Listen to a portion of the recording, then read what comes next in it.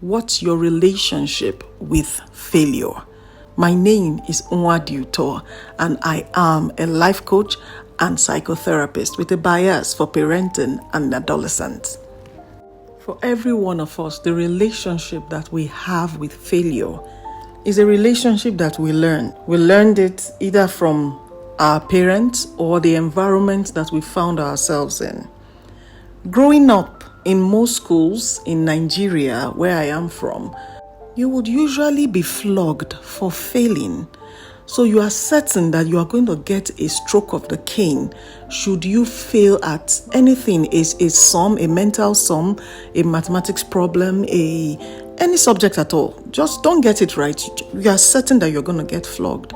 Or you come home with a result that is not befitting in the eyes of your parents. Be ready for a smacking or for a talk down. Yes, you will receive a beating. And when this is the kind of feedback we get when we do not do so well at anything at all, you wouldn't hear the last of it.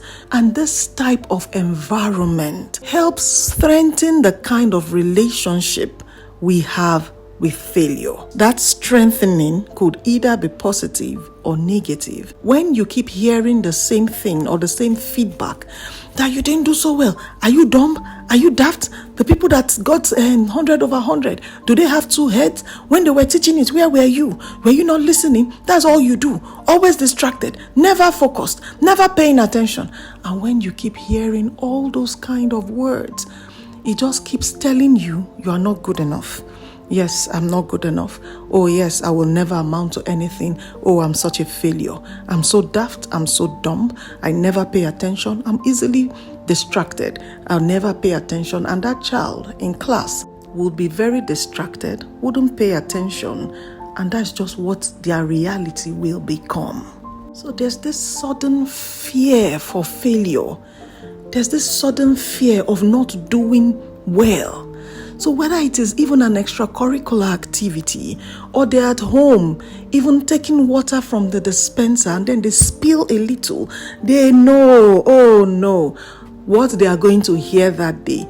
So there is this sudden fear for failure. The relationship that we have built over time with regards to failure is that failure is a bad thing. Failure is evil. It is forbidden. You dare not fail. And we grow up, become parents, and we pass the same baton to our children, feeding them the same kind of life. And this continues. They will grow up also, feed their children the same thing. And we are building a generation who believes that failing is evil, failing is wrong, failing should never happen or should never be recorded in their lives. But show me a man who has been successful in life that never failed.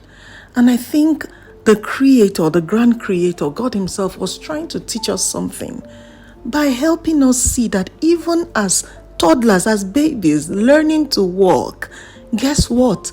We will fall and we get up and continue. We will fall again. We will rise up and learn again. I think he was trying to instill in us from that tender age that it's okay. We will never get it all right at the first trial. You might even have to try over and over again. Just like a child learning to crawl or learning to walk or even learning to eat solid foods for the first time. We will make mistakes in life. As long as we desire to be successful, we will make mistakes. And it is okay. That's why we need to change the relationship that we have with failure.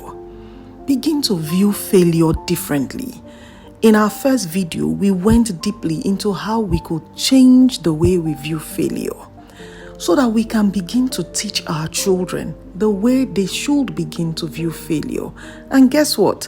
Should your children come home and the result you expect is not what you are seeing, the way you react would say to you, it's the mirror you need to view to see how your relationship is with failure.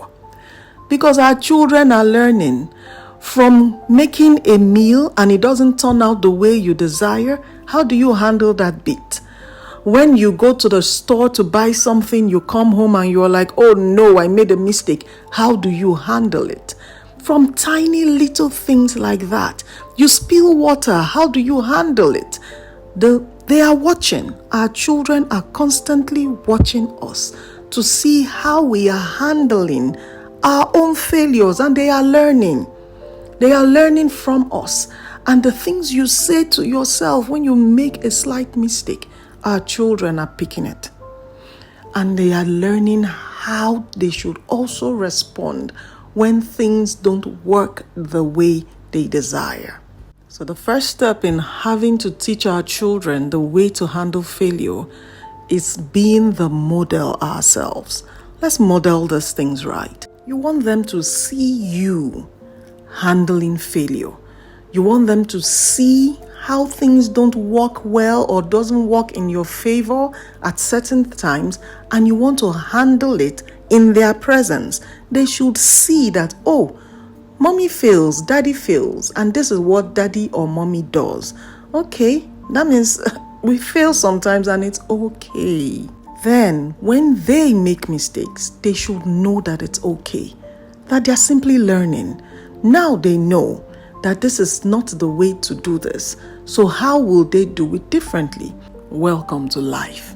Things will not always work out the way we desire, and it is okay. Thank you very much for watching this video. If you love it, kindly give this video a big fat thumbs up for me and subscribe if you've not done so already. I'm going to be seeing you all in the next one. Bye-bye.